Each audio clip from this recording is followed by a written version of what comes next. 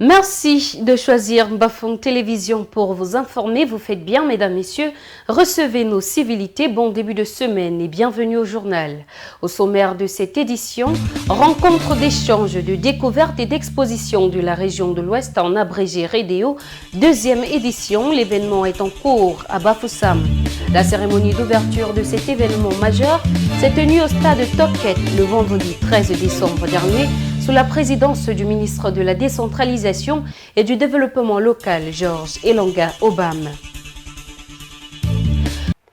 Les projecteurs sont braqués sur la région de l'Ouest depuis le vendredi 13 décembre dernier. C'est à l'occasion des rencontres d'échange, de découverte et d'exposition de la région de l'Ouest, REDEO, deuxième édition. La cérémonie d'ouverture de cet événement majeur s'est tenue à Bafoussam, au stade de Toquette, sous la présidence du ministre de la Décentralisation et du Développement local, Georges Elanga Obam. Cette édition a pour thème « Investir à l'Ouest, terre d'opportunités ». Pendant 10 jours, l'Ouest se mettra donc en vitrine pour attirer les investisseurs locaux et extérieurs. Serge Roland Joey, reportage. La région de l'Ouest Cameroun est une niche d'opportunités d'investissement incommensurable. Seulement, ses multiples ressources diversifiées ne sont pas assez mises en valeur pour booster son développement. Les rencontres d'échange, de découverte et d'exposition de l'Ouest, les REDEO deuxième édition, initiative du Conseil régional de l'Ouest, mettent en vitrine les richesses de la région de l'Ouest depuis le 13 décembre dernier à l'esplanade du stade de Toquette à Bafoussam. Ceci avec l'onction du gouvernement camerounais, dont la voix a été portée au cours de la cérémonie d'ouverture par le ministre de la Décentralisation et du Développement local. Le gouvernement soutient. Le gouvernement est conscient que le développement viendra du plan local avant d'irriguer l'ensemble du territoire. Et donc, nous nous réjouissons que l'opportunité nous soit donnée de montrer que lorsqu'on en a la volonté, on peut se donner les moyens de mobiliser les ressources matérielles, les ressources humaines et les ressources financières pour un développement. Pour cette deuxième édition, le président du Conseil régional de l'Ouest, Jules Hilaire Foka, sollicite un accompagnement plus palpable des banques pour booster l'investissement dans la région. Il est donc question de sensibiliser nos banques locales à financer les PME locales et surtout dans le domaine de l'institution, de la digitalisation et la formation. Nous notons avec beaucoup de regret l'action de nos banques commerciales qui ne prennent aucun risque pour encourager le développement et qui encouragent plutôt la faisabilisation des projets. Je voudrais du haut de cette tribune interpeller ces banques à jouer pleinement leur rôle qui devrait être de leur, à savoir contribuer efficacement au développement de notre région, voire de notre pays. Pendant 10 jours, les entreprises locales, nationales et internationales, les collectivités territoriales décentralisées, la diaspora, les mécènes et l'intelligentsia de l'Ouest, COGIT, découvrent et célèbrent les valeurs de la région. Les innovations majeures de cette deuxième édition sont entre autres le lancement du projet Smart Region et l'introduction des activités sportives dans le programme des REDEO. En culture, le ministre de la Décentralisation et du Développement local, Georges Elanga Obam, a mis au sol le vendredi 13 décembre dernier à Bafoussam la première pierre de la première phase de construction de la Cité internationale du patrimoine et des industries culturelles, un projet initié par le programme Route des Chefferies.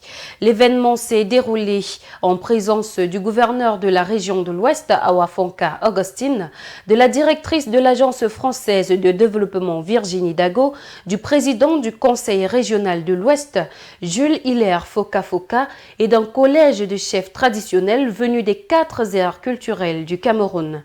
La Cité internationale du patrimoine, qui sortira des terres dans un an, est un ouvrage de conservation et de promotion du patrimoine culturel, matériel et immatériel des Grassfields.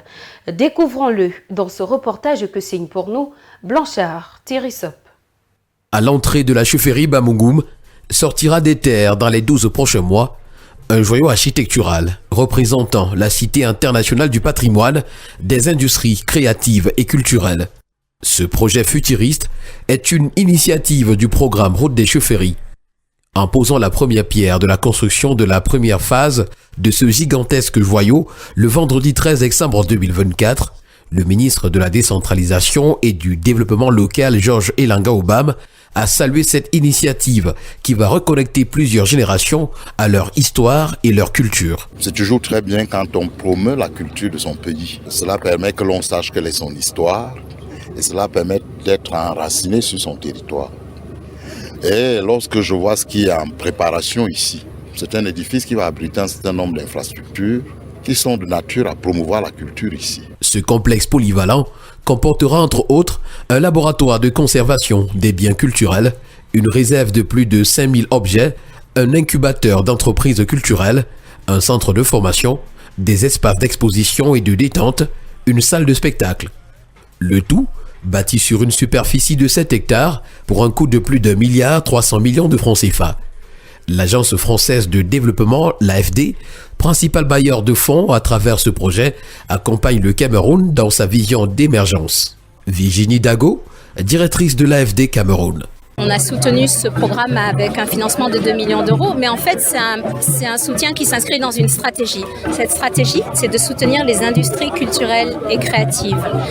Soutenir les industries culturelles et créatives, ça part de cette idée qu'en fait, soutenir la culture, c'est une source de développement économique, c'est une source de revenus, c'est une source d'emploi.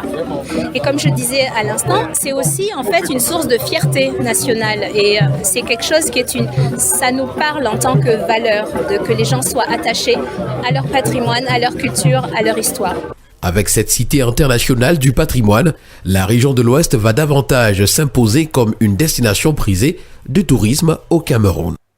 Parlons de sport à présent. Championnat MTN Elite One, Bambutos Football Club de Mbouda décroche son premier point de la saison, mais ne rassure toujours pas.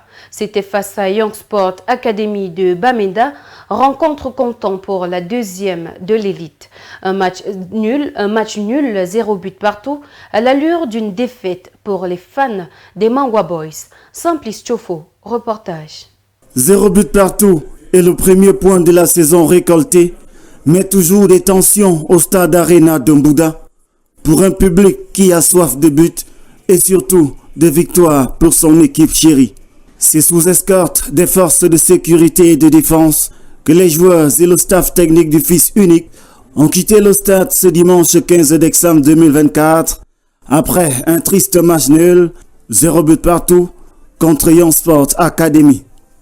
Pourtant, l'équipe a fait mieux que lors du premier match en se montrant plus entreprenante, créant une dizaine d'occasions sans jamais réussir à marquer le moindre but. De l'autre côté, Young Sport Academy de Bamenda s'est également montré inefficace devant les buts des Mangwa Boys. Au finish, des choses à revoir au niveau de la finition pour reconquérir ses supporters mécontents. Je pense que c'est ce que je viens d'expliquer. On va faire un travail méthodique puisqu'on sait déjà qu'on crée dans le match. Parce qu'aujourd'hui, là, c'était énorme. Beaucoup d'occasions créées. On a vraiment beaucoup caché. Déjà, on sait qu'on crée. On va chercher le prochain match. Aujourd'hui, avec quand même beaucoup.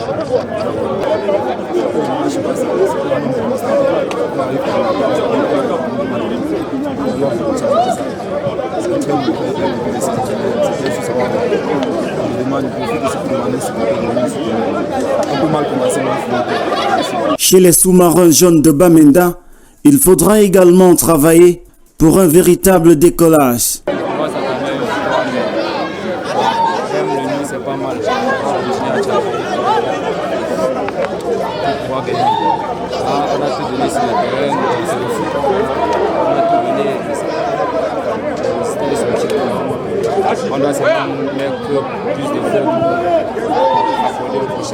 Après ce partage de points, Bambutos FC de Mbouda effectuera sa troisième sortie de la saison le mercredi 18 décembre prochain contre l'Aigle Royal du Mungo qui a contraint Union Sportive de Douala au match nul 1 but partout lors de la deuxième journée.